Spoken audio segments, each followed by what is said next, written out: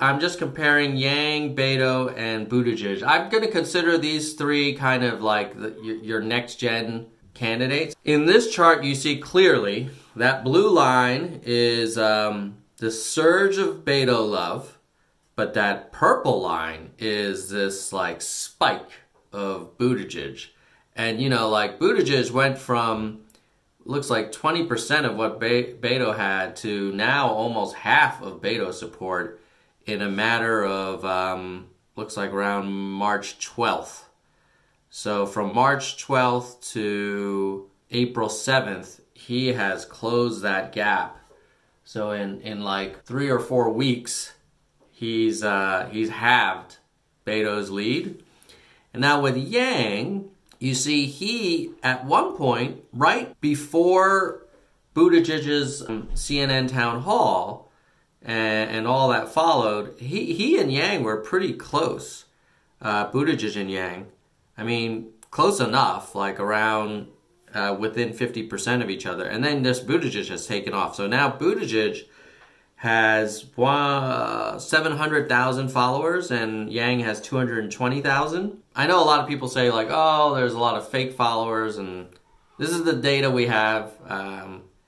You know, hopefully Twitter is getting better at de-spamming. In terms of growth, how are they growing most recently in the last few days? You know, on April 5th, you see Yang adding 2,000, Beto adding 1.4 thousand, and Buttigieg adding 9,000.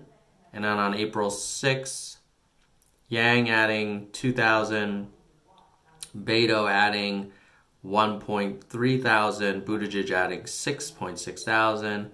April 7th, Yang adding 1.8 thousand, Beto 1.9. Whoa, Buttigieg 24,000. Jeez, that guy's on fire. And then if you project out what will happen at these current growth rates, you basically end up with Buttigieg really kind of racing ahead, and Yang and Beto kind of coming pretty close to each other. So that's an all Buttigieg story on the social media. Guys, see if you can keep it up.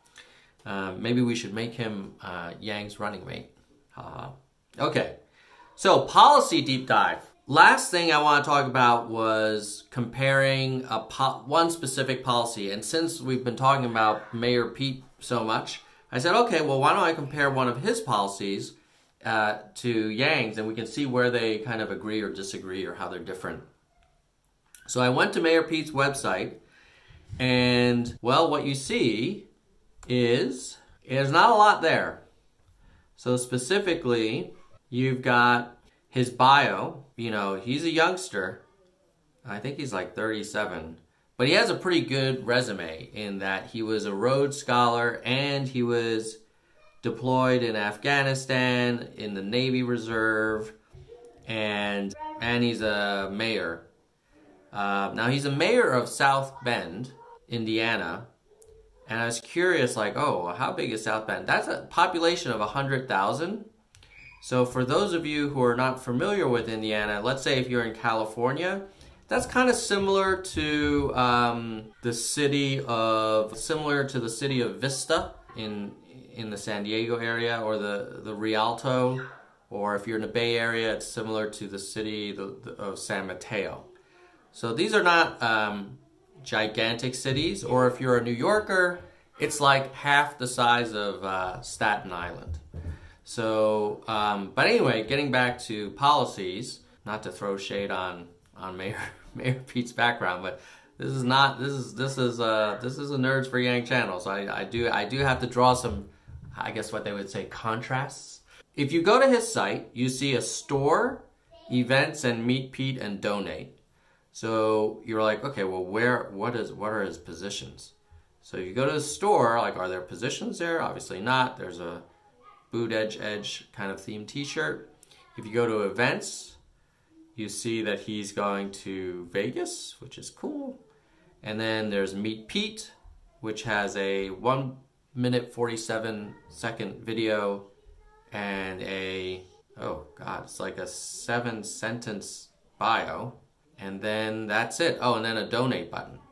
So it's kind of crazy that this guy, I don't know how these people have given so much money to him, and he won't really say where he stands on issues other than kind of pretty high level stuff. I did find one position, which is his position on the Supreme Court. It's kind of interesting. He mentioned this in a media interview where he said he was advocating for expanding the Supreme Court, and I don't want to misquote him. What we've got to do is depoliticize it, which is the Supreme Court. And one solution I've been discussing in recent weeks is structuring it with 15 members, but 5 of whom can only be seated by a unanimous consent of the other 10. So that's kind of interesting to kind of, I think his point is, if you require the unanimous consent of the other 10, like it's going to be 5 kind of moderates. And so that would be nice to kind of avoid this like a pendulum swinging back and forth. So that's cool. It's just kind of sad that like I had to go hunt and peck on the web and find a transcript of an interview he did. Like, I don't know why these candidates don't put their positions on their website. Maybe only nerds read the policy section of the website. But for Yang, I said, okay, well, let's go to Yang. Obviously, Yang has he for sure has the most policy details of any candidate. Not surprisingly, he has a position on the Supreme Court. Headline being he wants to have 18-year term limit, so no more lifetime appointment. His point is the fact that we are freaking out about the health of an octogenarian judge is a sign of just how badly we need to reform the court. Let's make it predictable and rational instead of having an appointment impact laws for 30 years. A lot can change in 30 years.